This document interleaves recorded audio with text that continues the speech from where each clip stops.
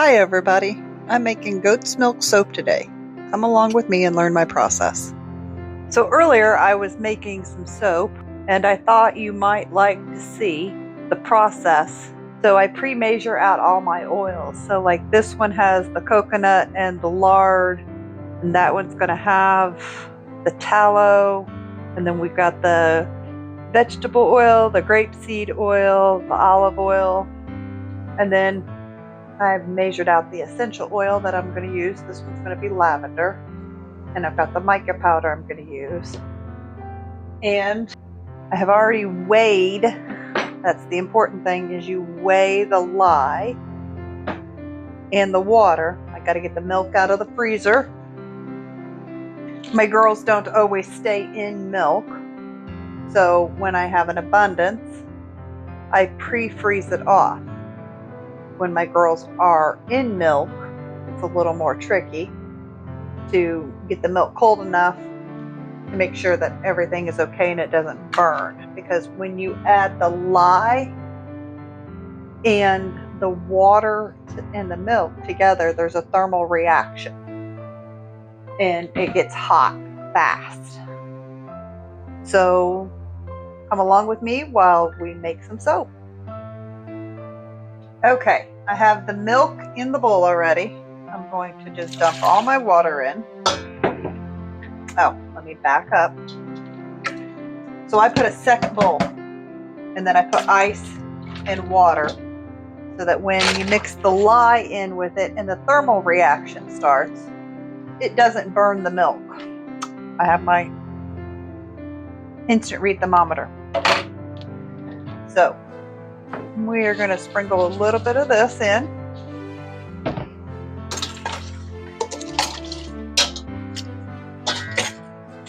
And I just start mixing. Now, the milk was frozen. The water was room temperature.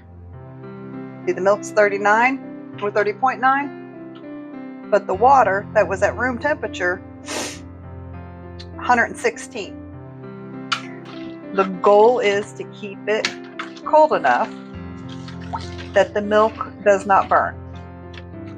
And you know that the milk is not burning and ruining all that good stuff in there by the fact that it stays white. So that's why it's real important to have the water and the ice underneath it. The goal is to not burn the milk, but to incorporate the lye into the water and the milk. And just add a little bit of the lye in at a time. This is going to take several minutes. Take your time. If you're going to do it this way, at least make sure you're in a well ventilated area. I have the air conditioner running, so it's circulating and pulling it. A lot of people wear gloves. I've tried that in the past. It just doesn't work for me. I don't feel like I can hold on to things very well. Just have to be careful because this will burn you. It will burn you if you are not careful.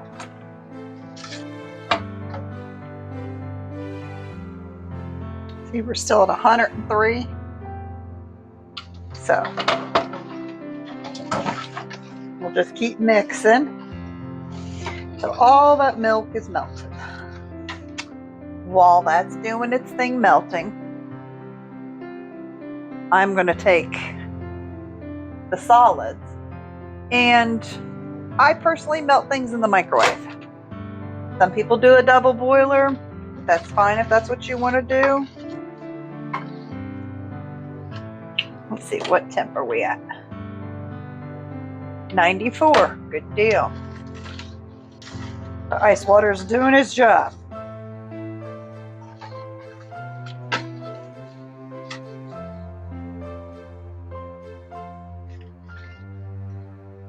Most people do this part outside. I do it inside.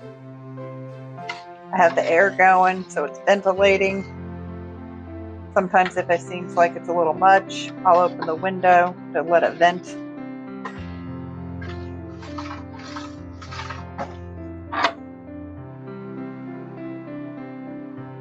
don't want it to come down too much in temperature. I want it to finish melting the milk.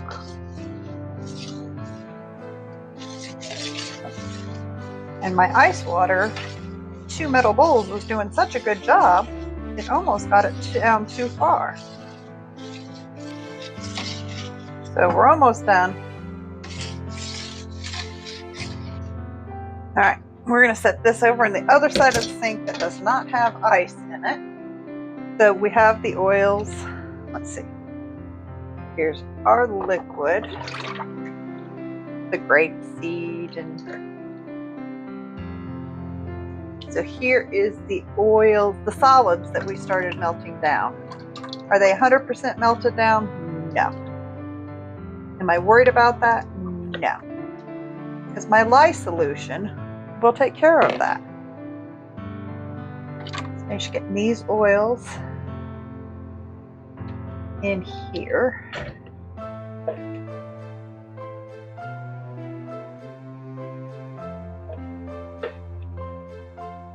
Let's see, what is our oils at? 98. We need to cool them down a little bit. Let's stir some of the solids in.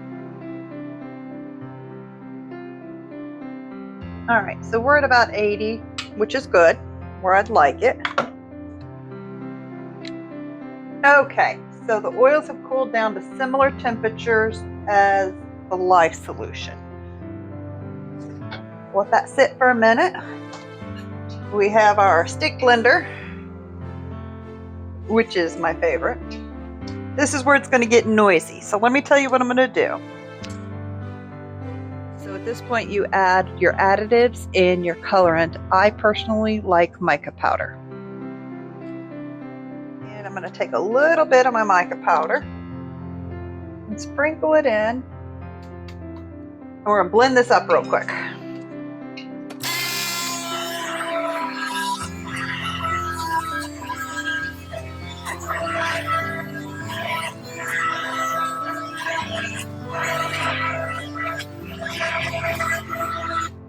Okay, so we got all those oils mixed up.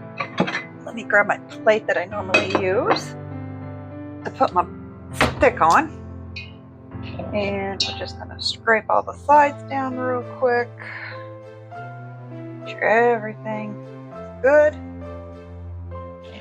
Get this stuff out of the way over here.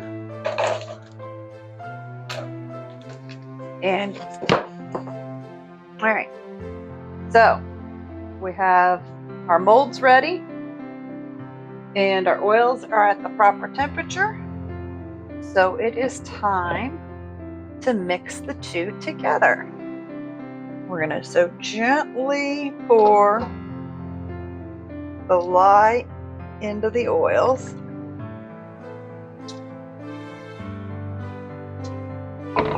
Okay. Whew. Now we're going to start mixing this together. When it gets to a light trace, I'm going to dump my essential oils in there, which is what's going to give it the smell. And then quickly after that, we're going to get it into those molds I have set to the side.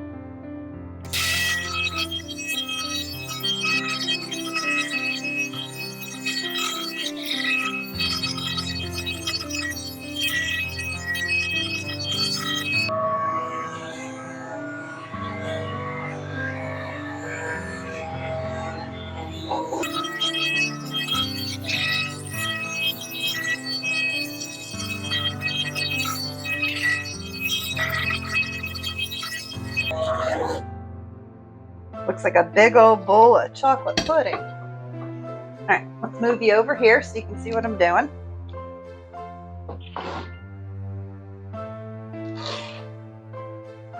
You have to forgive me. I'm still new at this recording thing. Haven't been able to do much for a while because I've been in a sling because of my shoulder. And now kind of starting to get back to some normalcy. Some people weigh these to make sure they have the exact same in both. Just eyeball it.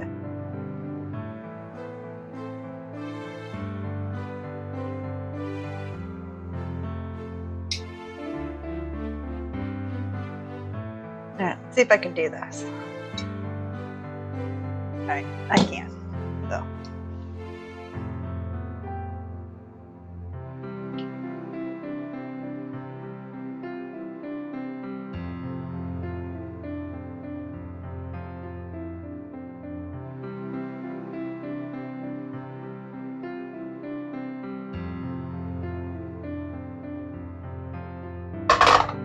Okay, I'm going to let that sit for a little bit, and then I'm going to use a spoon and make a design on the top. And when we get to that point where we're ready to do that, I will bring you back and we'll do it together. Alrighty, stay tuned. A few moments later. Fit in the picture. There we go. I just simply go, yeah.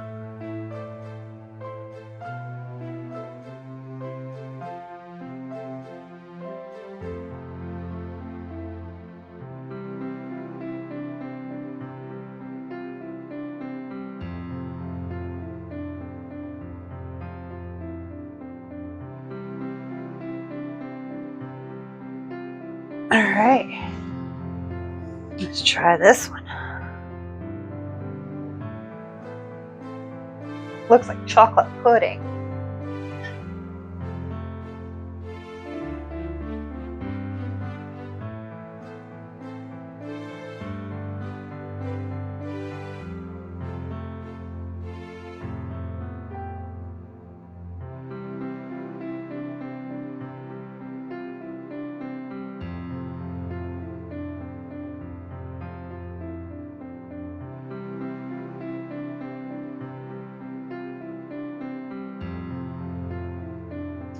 Okay, and we're going to set that to the side, and then I'm going to continue on with some other soaps after I take a break.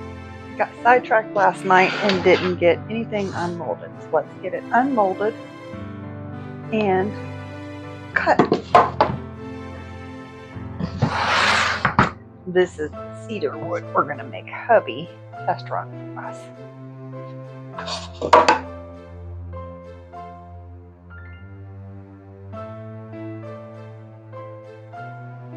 Smells good.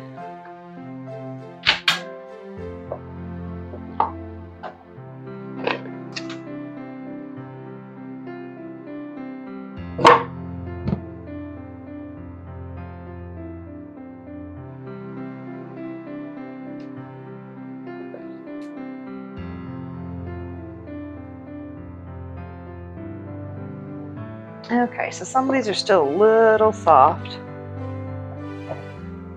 but we'll give it a shot on cutting them. May have to let them sit a little longer. We'll see how that works out. So this is the cedar wood. This is the experimental batch that we will have my husband use and make sure that it's good, it does what it's supposed to, and it lasts.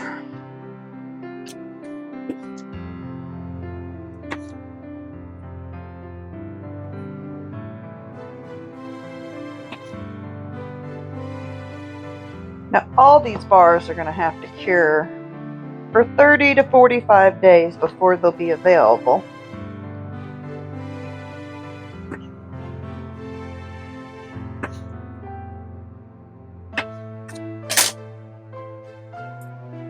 But this is the cedar wood.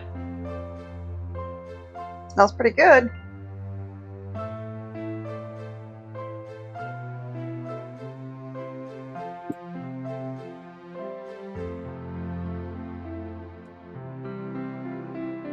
All right.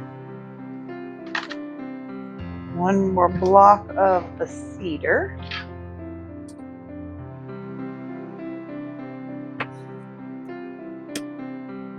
I know, I could probably get one of those cutters that uses the wires, but I like this because it gives you some more texture and helps you hold on to the soap for a minute more,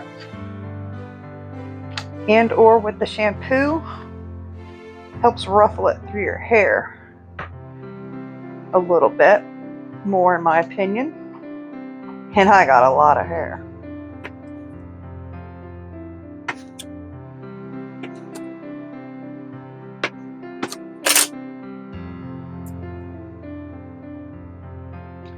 Just like the others.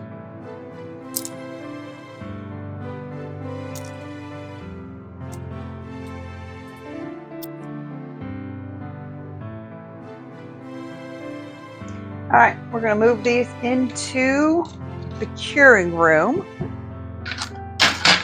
where they're going to sit for a hot minute, and in about 30 to 45 days we'll be back with them to get them all labeled up and be ready for you. Okay, we have them on the shelf where they're going to sit for a hot minute till they're ready for you guys. In the meantime, we're going to have to wrap up some timber ember and ferrule brace because it is all ready for you. You can find them on our website or meet me at a show so we can talk. Have a good one.